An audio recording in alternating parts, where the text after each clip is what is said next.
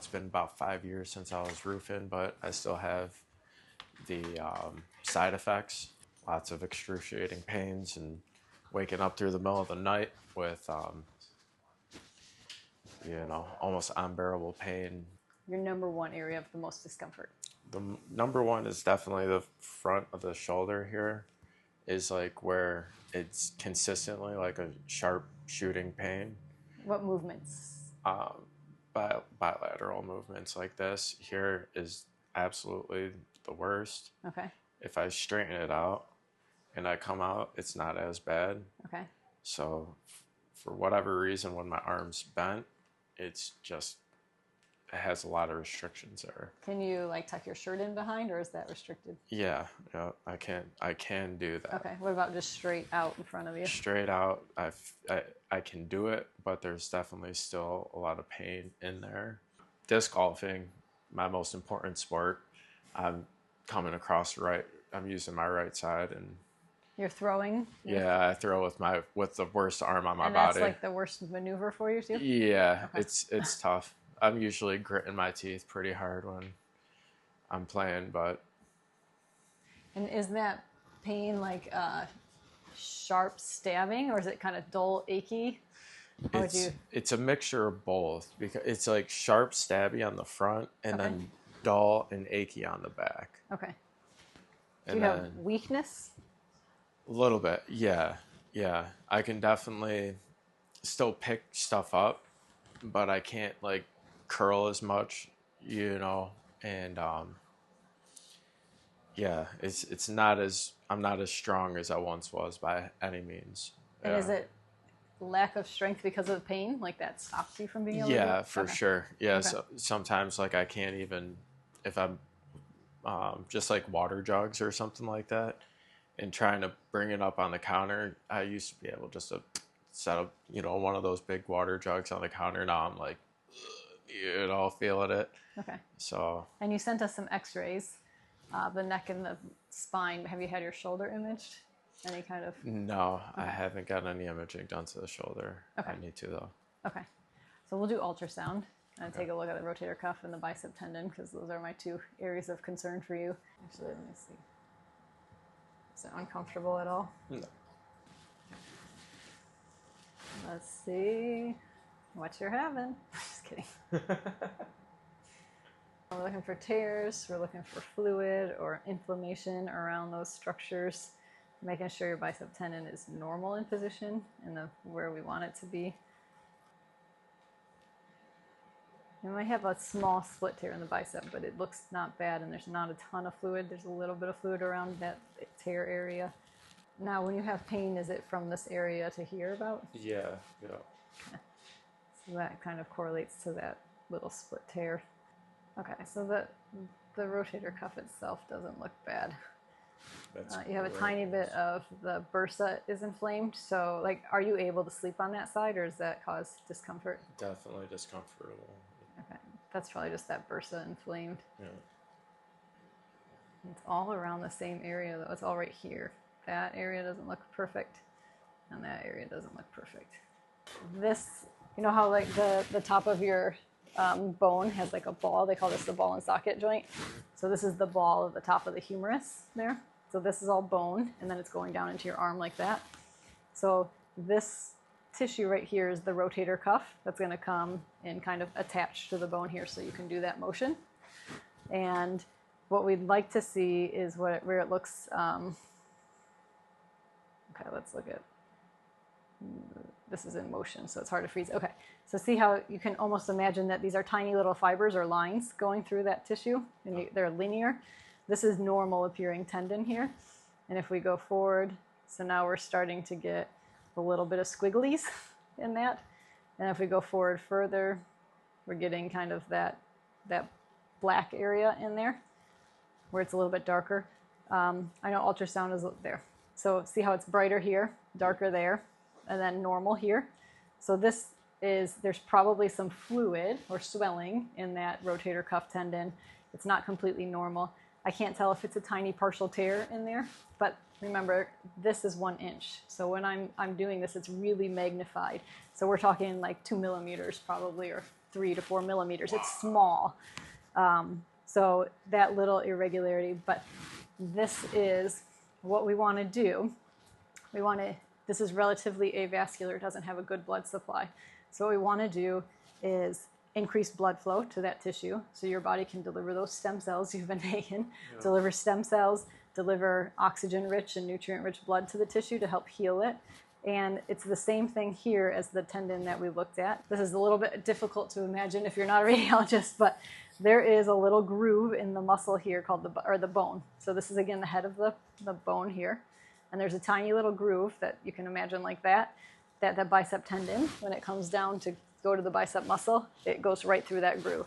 So your tendon is in normal position there, but it should be all like a circle, an ovoid, but all the same color. So you've got a teensy little rent right there, a tiny little, what we call like an intrasubstance or a split tear. And this looks more normal, I don't know, but you can see the groove nice in that picture. Oh, yeah. So there's the head of the humerus, there's the little groove where that tendon has to travel down. And here's some irregular that we showed you earlier of the tendon of the rotator cuff. So that's that little hypoechoic area. Okay, so what we're going to do here and here, we're going to first direct blood flow there with the cold laser therapy. We're going to get some inflammation or swelling out of those tissues, bring more blood flow to those tissues, and he's been taking stem regen, so he's releasing his own stem cells into circulation to work in concert with what we're doing. He has some inflammation there already. We saw a little bursa fluid as well, which I didn't show. And there's a little bursa distension, so a mild tendinitis, maybe a tiny tear, a biceps partial tear, and then bursitis, they call that when the bursa is inflamed. So there's some inflammation there, which you feel when you're moving around and trying to do things with weight especially. So we'll start with the cold laser, and then we're going to do sound wave therapy directed at those areas. So it's also called shockwave therapy. You're going to feel pressure waves going into those tissues. The first stage of that, which we can talk about while we're doing too, but first stage, we're just going to try to relax all the muscles which are tense around that. So it's like a deep tissue massage, it's going to feel like. Second stage, we're going to really target those two areas exactly with the shockwave. And what it does is you can't feel it, but it creates a tiny bit of micro trauma at the cellular level. So no massive trauma, but enough to tell your body, hey, there's been a new injury here, and we're going to trick it that there's been a new injury, so that we're even going to ensure those stem cells get to those two areas. That's awesome. So yes, that's what we have planned. Very exciting. Very exciting. We're going to work on the trapezius. This is usually tight when we have shoulder pain. We're going to work on the subscapularis teres minor and supraspinatus of the rotator cuff, and then the deltoid, which kind of attaches down here. A lot of times when you have rotator cuff pathology, the deltoid, especially the supraspinatus where his is, the deltoid muscle has to take over that function of pulling the arm out, so it almost gets overworked, and where it inserts on the arm gets usually a ball of muscle spasm in that area. That's crazy. Like, you should be able to talk to me through this if you're holding your breath or protecting, similar to what I told you on the PEMF mat. If you're protecting against the signal really hard, you're going to release a lot of stress hormones and counteract what we're doing. Okay. So it's not a time to be stoic. You just want it to be like, yep, I feel those, but I can talk through it. I can breathe through it. If I see you holding your breath, I'm turning it down. Okay. Okay. So I start at 2.8. This most people can tolerate, but when I get over here, it's going to be a little bit spicier. Okay. But actually, a lot of people don't mind this part of it because it kind of feels like it is really loosening up the muscle and adjusting some of that deep tightness that you just can't really easily massage out. How you doing? Very good. So what is this doing to me right now? So right now, we know you have the rotator cuff pathology. Your brain's job is to protect this area. It's sensing it as a threat. So we're going to tighten up all the muscles around this area and not allow full range of motion or forceful contraction or full lengthening of those muscles even. It's in a protection mode around that joint. So I'm trying to tell these muscles to relax through these pressure waves. And if I find muscle knots, I'm spending a little more time on those. They can be knots, they can be cords or ropes of tight muscle. Yeah. We're just trying to relax all that down because also muscle tension contributes to pain. So the pain of it isn't only the pathology. It's like this whole thing begins to throb and ache because you said you've got some more aching pain and sharp pain where the pathology is, aching pain in the muscles which are not properly working right now. So we're trying to calm those back down. Gotcha. Okay. No promises. It's like a nice, because it's like a, oh my gosh, finally relief in this area. I think the body just like relaxes fully. And it feels intense, but usually becomes less intense as we go on. It feels amazing. Yeah, it doesn't hurt at all. Good.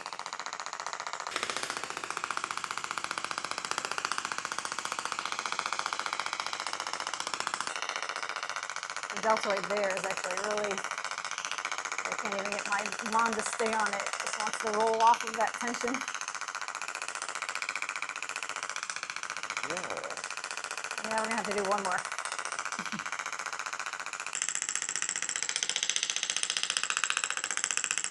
Okay, so we're targeting there, which is just to the right of that throwing star thing.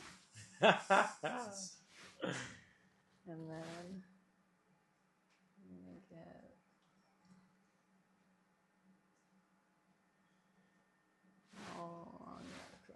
see this here, 0.25 at the top? Yeah. We're going down. That's my goal. So if you can tolerate, this pressure wave feels different, where that one, it was most intense at the skin surface because it's a radial wave. So the most intense energy is right here at the skin, and it kind of dissipates and fans out into the tissue. Okay. This one's going to skip the skin and send in a little ovoid packet of energy about that deep into the tissues. You're going to feel a different sensation. It feels more of a deeper pressure wave, but not as tender at this, not like a rubber band snap at the skin surface. Okay. So we'll start here. We'll just kind of go around that area. The more inflammation you have, the less you can tolerate.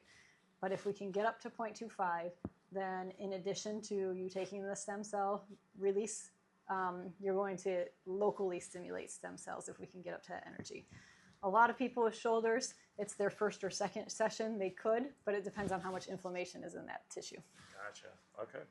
More inflammation, less tolerance.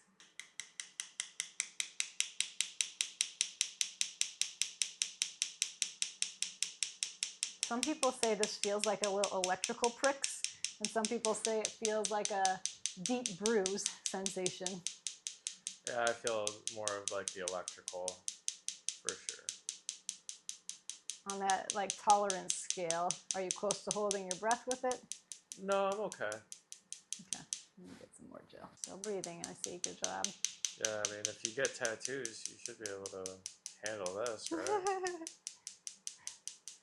You know what's funny, as an interventional radiologist, the people who came with tattoos, especially like the young men, they were the most intolerant of like the thought of the procedure, not really the procedure itself.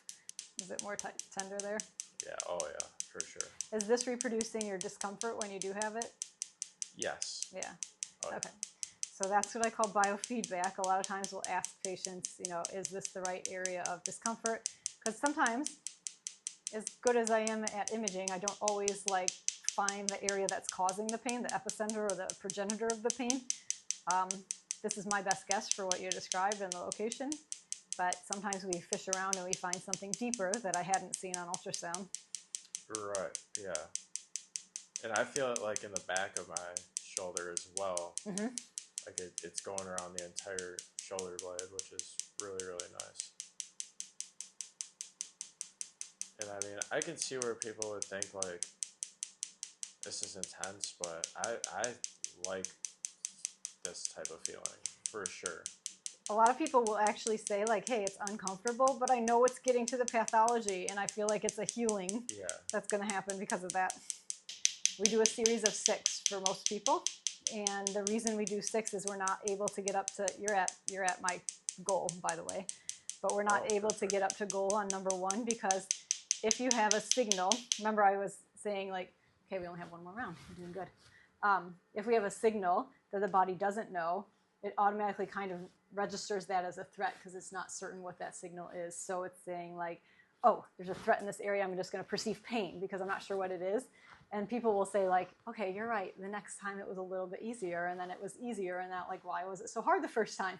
But a lot of it is your brain not recognizing that's an okay signal, so it's perceiving it as a pain signal. So crazy how powerful the brain is on I used to fall into often, like, my perception was everybody's perception. And I learned quickly, like, they don't have the same experiences. Their brain's not wired the same way. Like, you know, it was very interesting to me to, like, really learn about the mind and how it's worked and how it's programmed and how do we make our judgments. Like, why do I have this judgment and somebody else might have a completely different judgment of the same scenario? Yeah. It's all your experience. Okay, so the last thing we do after we finish the shockwave therapy is rapid release. It revolves at 10,000 revolutions per minute, so it's not a percussive massager, but it's a frequency-based 10,000 revolution per minute is the perfect frequency to melt away muscle tension. So we'll do this at the end and calm everything back down after.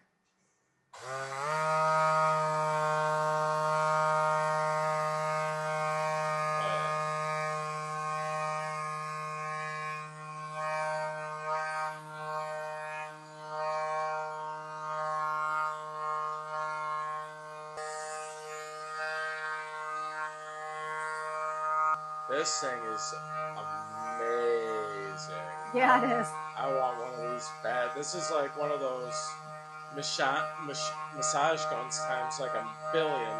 Yeah, it's different. The percussive massage, I like it for like big muscle groups like the quads or hamstrings or post-workout to like get lactic acid out of the tissues. Yeah. But it doesn't even come close to getting rid of muscle tension like this one does.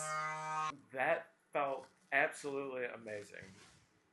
I felt like a home massager times like 800 billion and spread out, and I feel actually relaxed. Like my traps feel relaxed, my spine feels relaxed, my shoulders feel relaxed. Wow. I feel free as a bird.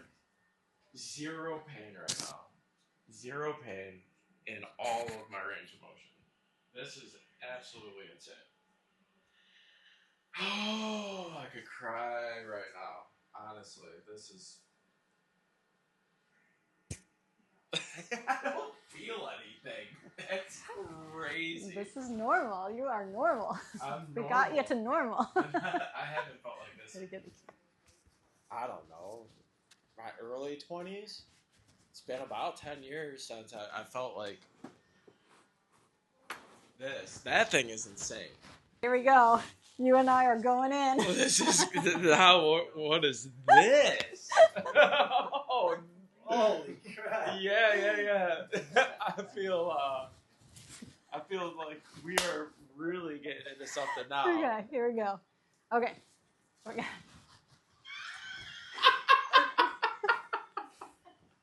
Yeah, man, I am all the way in.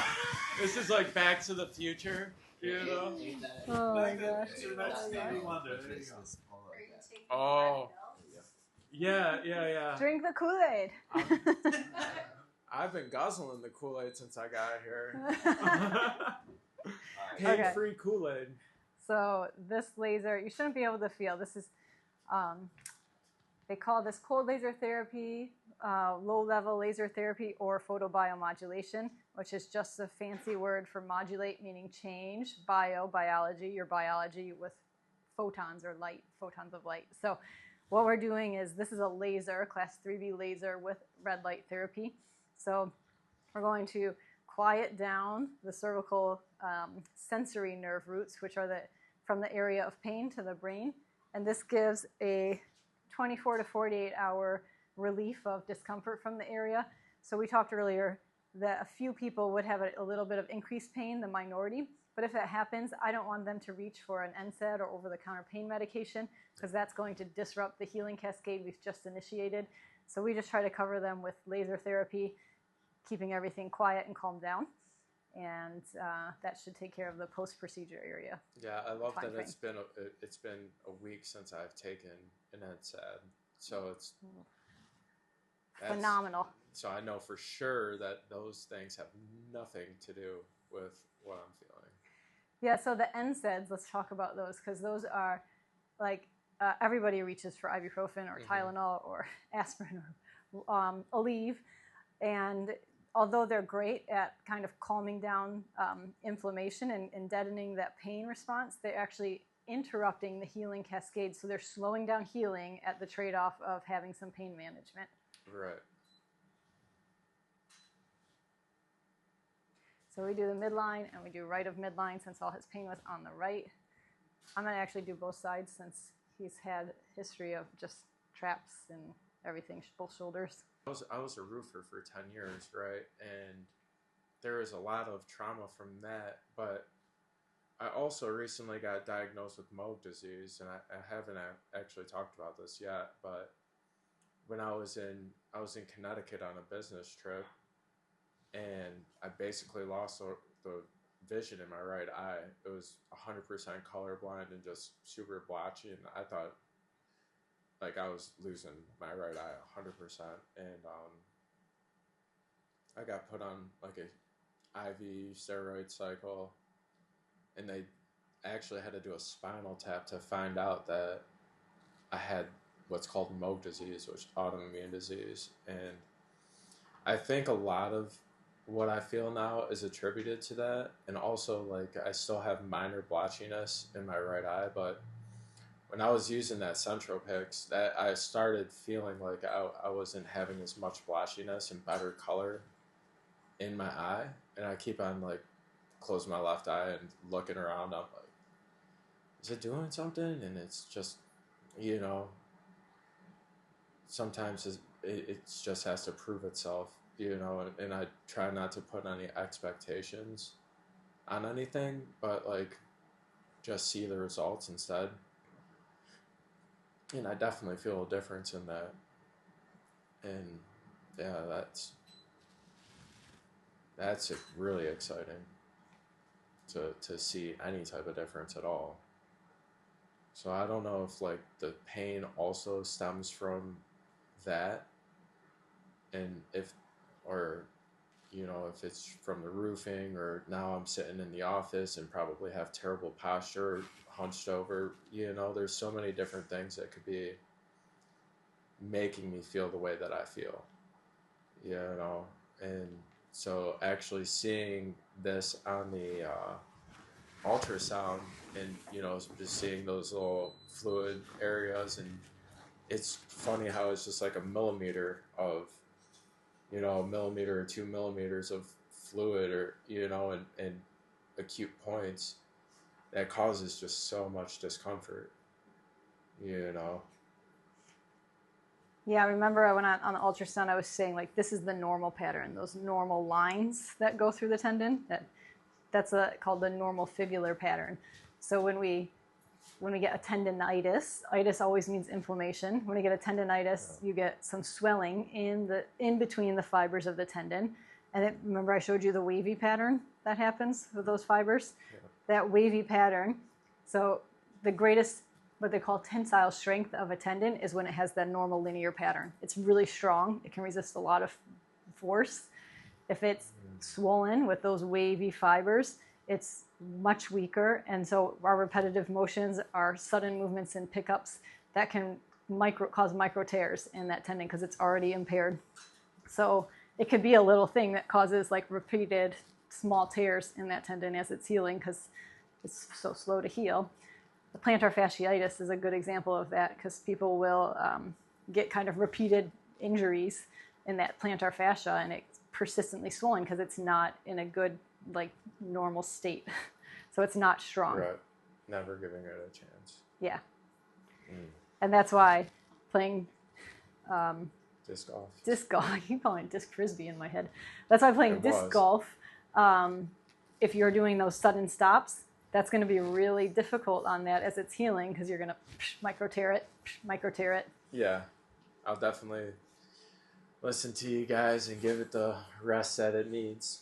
Not that I want to. If you want to dive into autoimmunity, I'm going to give you my 2 cents. Yeah. Okay. So I think a lot of autoimmunity begins in the gut. And how I explain this is, so this is part my own story. And I have a lot of autoimmunity in my family. And so I carry genes that would predispose me to autoimmune diseases if I weren't taking care of my body.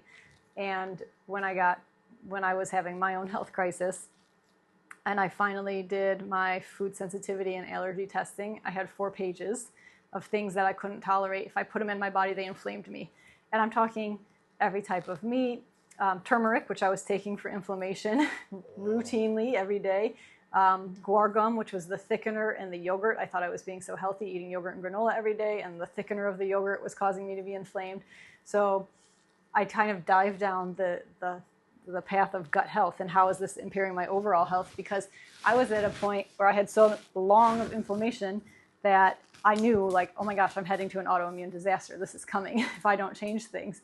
And so this is the gut pathology. When we have one cell layer thick between our inner intestine and our circulation. So you have one cell thick line of defense between sewer and health, right? Oh. And so when we eat things that break down that layer, so this is not only diet, this can be caused from smoking, from alcohol, from constipation, from NSAIDs. If we use over-the-counter NSAIDs more than 5 to 7 days in a row all the time, we're breaking down that layer because they're so tough on the gut. And then the last one, which was mine, was actually like chronic stress in itself. And chronic stress isn't only a mental game. If you have chronic pain, you have chronic stress. If you have chronic thoughts that are not good thoughts, you're putting your body under chronic stress because your cells are going to hear every word or thought that your mind has. Yeah. So chronic stress can break down that barrier too. But so there's a lot of things, glyphosate and Roundup, and that's what's sprayed all over our wheat products, right? So I don't think a lot of people have wheat allergies per se. They have a glyphosate intolerance because it's breaking down their gut lining. So all of these things break down that single layer, which isn't very thick to begin with. Now, what happens is, let's take like arthritis, for example. Rheumatoid arthritis is an autoimmune disease. Those people, let's say they're eating chicken, they might get a little piece of tendon in there. They're trying to like digest it, and as they're digesting it, they have all these holes in their lining of their gut. So incompletely digested food molecules are getting across into the bloodstream. They shouldn't be getting in, but there's a leakage there. So they call these macromolecules. Now, also, bacteria and virus can leak in too, right? So now the immune system is on high alert because it's always fighting these pathogens, plus these macromolecules, which the body's like, what is this foreign thing? I shouldn't have a whole piece of tendon in my bloodstream. Yeah. This is a foreign invader. So it's making antibodies against foreign invaders. Now there's something called molecular mimicry. And all that means is that the tendon of the chicken looks very similar to the tendon of the joint in the person. We've made antibodies against it. Now the antibodies are directed to self. So autoimmunity, I think, begins in the gut, in my opinion, or a lot of it does. And we need to heal the gut to really kind of help with the autoimmune condition. And my mom had lupus for, I don't know, like 30 years, the diagnosis of lupus. And her last two blood tests with her rheumatologist, she didn't have lupus markers. And at the second one, her rheumatologist finally said, I have to remove this from your diagnosis because you no longer have markers of lupus. So autoimmunity, it's rare, but I feel like if it's addressed correctly and you're willing to put in the lifestyle changes, that you can reverse an autoimmune diagnosis. It's not like an identity. You don't have to live with that and keep it. That was like one of my biggest fears was like, okay, I'm going to have to do this for the rest of my life and have these tapered steroid cycles, you know what I mean? Like every 6 months we got to do a tapered steroid cycle and then deal with the swelling and the bloating and the just the weight gain. Inconvenience of it. Yeah, the weight gain for sure. I gained 15 pounds since I've started since I went to the hospital. I was 160 and I just weighed myself 172, and at times I was 180 for a minute too. And I'm like, man, I know you gain a couple pounds when you get married, you know what I'm saying? But that was it kind of started a little bit before then, so that was very interesting because I'd probably do 4 or 5 of those, all of those things that you were talking about. I am feeling a ton better, like absolutely incredible. I could shadow box, which is nice. Wasn't able to do that full range of motion, no matter how I put my arms. I'm just moving and grooving. Zero constriction.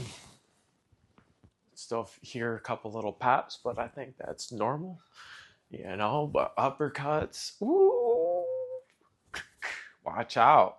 My mind is literally shattered in a million pieces, just trying to comprehend how I can feel the way that I'm feeling with compared to the way that I've been feeling for years and years now. And just moving is, I think, something that a lot of people take for granted.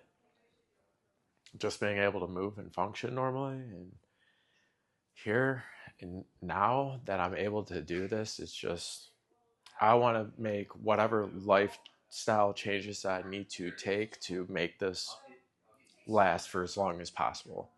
And now I'm just thinking, like, how long can I get these benefits and obtain and hold these benefits and maximize the functionality that I have now, which is absolutely incredible. Very, very grateful.